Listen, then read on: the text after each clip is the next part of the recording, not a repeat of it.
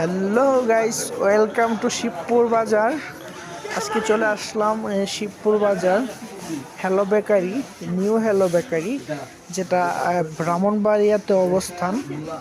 তো ব্রাহ্মণবাড়িয়া থেকে শাখা এটা চলে আসছে শিবপুর বাজার। তো আজকে দেখলাম শিবপুর বাজার আসলাম সাদা মিষ্টি।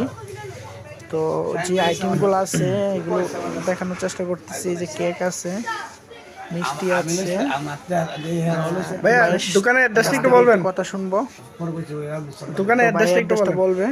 শিবপুর বাজার মাঠের পশ্চিম পাশে স্কুল মার্কেট।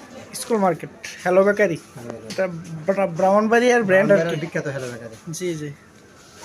এটা কতদিন হয়েছে দোকানটা? আজকে 21 দিন। 21 দিন হয়েছে। বেশি দিন নিউ হয় চালু নাই, করছে। মাত্র 21 দিন।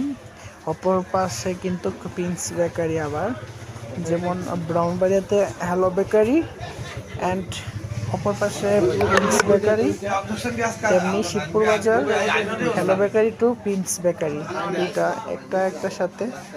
অপর পাশে আছে প্রিন্স বেকারি, যেটা নামকরা bakery, and hello bakery, same same to same.